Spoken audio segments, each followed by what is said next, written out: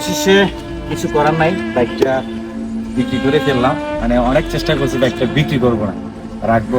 তো আসলে পরিস্থিতির কাছে বলে না মানুষ হেরে যায়, ঠিক আমিও পরিস্থিতির কাছে মানে হেরে গেছি আর কি। আর অনেক শখ করে নিয়েছিলাম, ওনার থেকে নিয়েছিলাম বাইকটা, আবার ঘুরে ফিরে ওনার কাছে আবার হ্যান্ড ওভার করতেছি। তো বাইক চলে আসছে চিটাগাং থেকে, ওনাকে আমি গাড়িটা তুলে দিচ্ছি। বাইক এই যে গাড়ির মেমোটা আর এই হচ্ছে চাবিটা, ঠিক আছে? স্পেয়ার চাবি। হ্যাঁ, স্পেয়ার চাবি। তারপরে ব্যাংক ড্রপ কাগজগুলো, ঠিক আছে?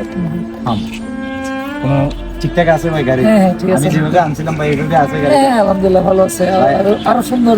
আমি চেষ্টা করি যে আসলে আমার শরীরকে কষ্ট দিতে, কিন্তু আমার একটা জিনিসকে কষ্ট দিতে। আপনি বিশ্বাস করবেন না জানি না, এই যে শার্টটা, এটার বয়স হচ্ছে 4 বছর। আপনি দেখলে বলবেন এটার বয়স কিন্তু 4 বছর। আপনার কাছে জিনিস খুবই এমনি আমার কাছে আমার জিনিসগুলো আমি যার কাছ থেকে আনি না কেন, নতুন হোক পুরাতন হোক, ওইটাকে আমি চেষ্টা করি যে আমার কাছে আরো ভালো রাখার জন্য। অবশ্যই তো না, আরেকটা জিনিস হচ্ছে ছেলেদের কাছে বাইকটা হচ্ছে ইমোশন, একটা আবেগের একটা জায়গা।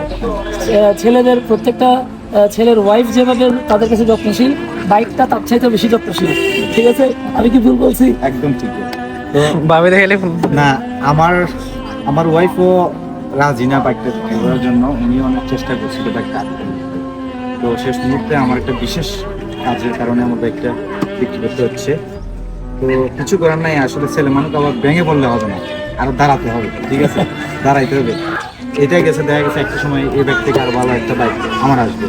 তো যাই হোক, বাইক ভালো থাকবেন, সুস্থ থাকবেন। দোয়া রাখবেন, আর এই গাড়িটা নিতে চাইলে বাইক ওয়ার্ল্ডে যোগাযোগ করবেন। হ্যাঁ, অবশ্যই আপনারা বাইক ওয়ার্ল্ডে যোগাযোগ করবেন। ভিডিও এই গাড়িটা ডিসক্রিপশন কিন্তু লিংকে আপনার নাম্বার দেওয়া থাকবে। ঠিক আছে, আমি তো ওনাকে দিয়ে দিলাম। আর আপনারা নিতে চাইলে আমি ওনার পেজটা আমার ভিডিও কমেন্ট বক্সে দিয়ে দিব, ঠিক আছে? আপনারা ওনার সাথে যোগাযোগ করে নিন।